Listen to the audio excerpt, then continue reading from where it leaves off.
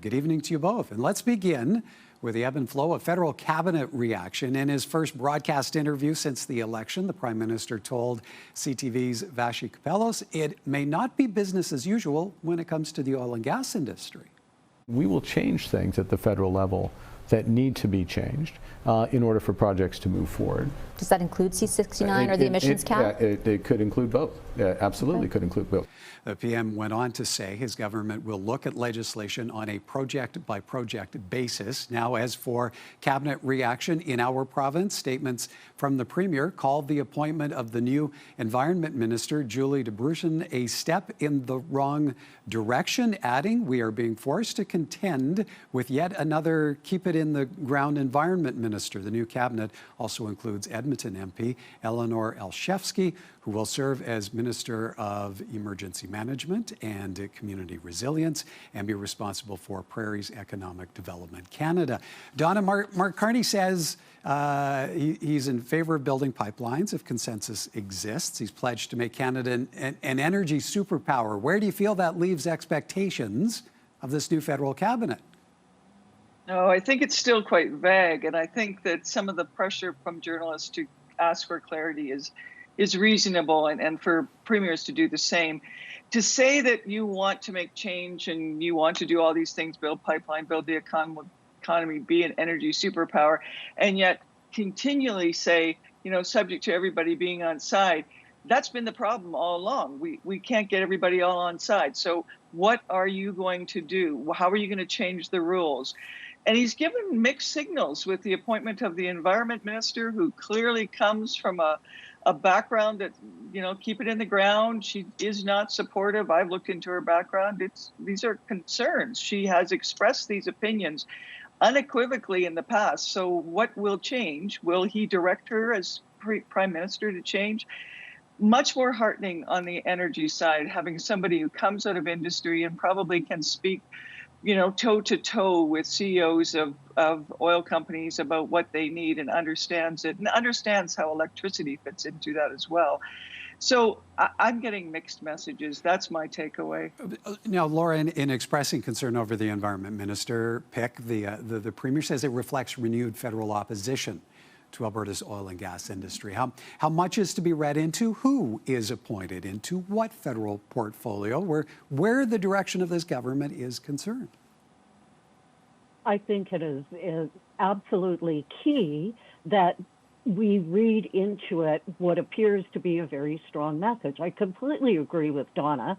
It feels like waffling, having somebody who has been assisting the former Environment Minister, who has admitted being responsible for a number of environmental policies that many people do not agree with. It feels like Prime Minister Carney is setting up for a clash within the cabinet between somebody who's saying, yeah, let's get this stuff out of the ground, let's get pipelines, let's do all that, and somebody that is completely diametrically opposed to that. I find, because the range is so big between them, I find that kind of confusing. Donna, now you've written in the National Post in recent days about your conversations with the Premier and about how Albertans feel the existential threat is coming from Ottawa. It's not coming from Donald Trump. How willing do you see the UCP government being to work with the Carney Liberals? I think they have to. I think they have no choice but to act in goodwill. I think the Premier of Alberta has been pretty clear that she's going to give it 6 months, and she's not going to decide today, but she will give it time and figure out what's going to work. I think this pressure to have a referendum before 6 months is actually quite ill-conceived, because if we're all talking about goodwill, and that is what we have to create here, then we need some time to do it. But I think she does need some indicators that we're moving in the right direction, and I hope we see those shortly. Well, and maybe on that point, Laura, the PM is set to meet with premiers in Saskatoon June 2nd. How quickly will this new federal cabinet need to act for that to be a productive gathering, especially for Alberta? They need to move really, really quickly. We're in a situation where we have not had an effective House of Commons, an effective Parliament for well over a year. The fall was a complete waste. And we don't even have a sitting Parliament. They have no time to waste. Things have to move. They have to move quickly. And so they need to get up to speed in order to get that meeting as productive as possible. And it is going to be very closely scrutinized by a lot of people because of the different messages that we're getting. Okay, now hanging over this federal cabinet conversation, and front and center for Albertans is the building dialogue around a referendum vote on separation. We heard from economist Moshe Lander off the top of the program tonight on some of the significant fiscal realities of separation. Donna, the door has been open to a referendum on this. Albertans on either side of the question are fired up. We even had former Finance Minister Travis Taves weighing in on there being no room to play both sides and that Alberta should lead, not leave. That was in a post on the Hub. How do you see the Smith government contending with the added pressure at a time when there's a whole lot more on its plate? I think the Smith government is leaving the door open. They opened the door. They're leaving it open. I don't see the Premier taking a stand either way, except to say she's not in support herself, but she's going to allow the process to unfold. I think what's really critical right now is for somebody in the no, we don't want to go camp to step up to lead the no camp. Right now, we've got a lot of voices in the yes camp. They've been waiting for years, some of them, to have this and energy going in that direction. And now you've got the United States willing to acknowledge a unilateral declaration of independence by a province, which is that's a game changer. It's a big, big change. So I really think we need to get organized, see the province get organized on the no side and be clear. I do not want to have happen what happened in Brexit.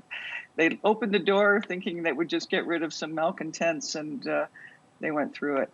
Okay, so Laura, if someone needs to step forward on the no side, should that be the Premier? I think it should obviously be the Premier. Get somebody as high up as possible to say, now, it's not that she has been in support of separation. She has said several times, this is not what I want to see happen. But the messaging, as Donna said, is so strong on the other side.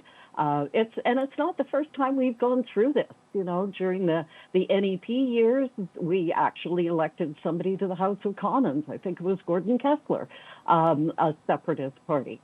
So we know that these things can gain a lot of traction. What we need is somebody to step up and say, absolutely not. We need to stay in Canada. As Dr. Lander said, it looks to me like there's a lot more downsides than there are upsides to the thought of Alberta leaving. The prospect of a strike by thousands of Alberta government employees is now looming large. Our focus is just ensuring these people have, a fair deal, looking at the market evidence. I think we have a good working relationship with the other side of the table. At least I'd like to think so. A reaction there to AUPE members voting 90% in favor of a strike in the wake of failed negotiations. The union represents more than 23,000 provincial government employees in jobs ranging from Alberta sheriffs to caregivers for seniors and children with disabilities and wildland firefighters. Laura, 80% of eligible AUPE members cast ballots in the strike vote, and they're 90% in favor of the strike mandate. What kind of stage does that actually set for this escalating labor dispute? Well, it would be catastrophic if they went through. The fact that 80% bothered to show up to vote is amazing, because we know that just sort of in general, Canadians often do not vote. So there's some very, very strong feelings. And these are people in very key positions. But it does seem that they are very far apart on their demands. Now, the nurses just got a very, very good contract, and obviously this group is going to be looking to that. But I don't know if the government can legitimately afford to pay the kind of raises that they're looking for. On the other hand, they're going to say the government always cries poor. So union negotiations are always kind of an interesting thing to watch. Donna, is this the kind of vote outcome on a strike mandate that would or should bring the two parties back to the table? What kind of position does it leave the government in? I think it delivers a really strong message to the government that the union is engaged, the people are engaged, they want to exercise their rights, and they're frustrated. But I mean, they've been negotiating for a whole year, and this is the best offer. 24% raise over 4 years. That's 2 times what the nurses got. I find that really difficult to understand. It doesn't feel like good faith. It feels like a adversarial process rather than a negotiation process, and I find that concerning because I think it's something that's starting to happen across the whole country is a pent-up frustration with unionized labor. And I think we're going to have to figure out how to deal with it and what we can afford. And comparing it to the private sector, it gets pretty tricky. It's a tough issue. Well, now, Laura, in terms of the government dealing with it, the finance minister says his government has secured a lockout permit and would consider using it. How much pressure do you see that bringing to the table? I don't think the threat of a lockout is enough to stop a walkout.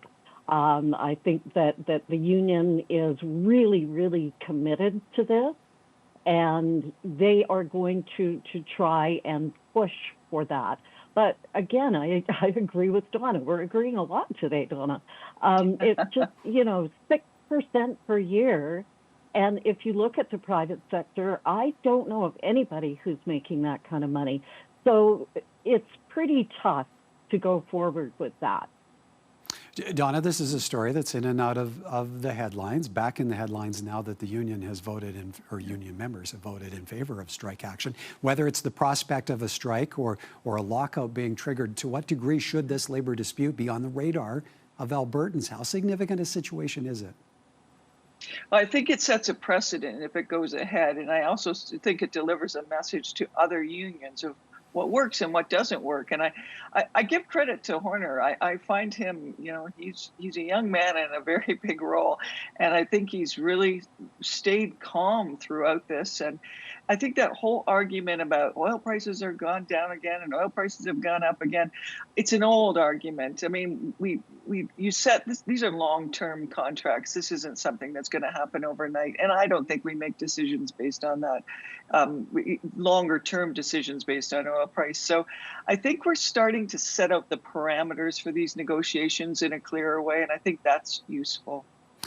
And Laura, how do you see other unions looking in on this? Because this AUPE contract negotiation isn't the be-all and end-all of public sector negotiations. Well, obviously, if they get 6% a year, why can't I get 6% a year? It is going to set that kind of precedent. And I think, too, that we do have to realize that you don't necessarily want, there is a place for unions in our structure, and you risk losing a lot of public goodwill if people are saying, I got a 2%, what do you mean 6% isn't good enough for you? And you want the public to support you, especially looking at the kinds of jobs that are on the line and that impact which it will have on our everyday lives. Well, it'll be interesting to see what comes now if both parties return to the table, and soon. We'll have to leave it there for time. Good to see you both. Thank you kindly for this. Thank you.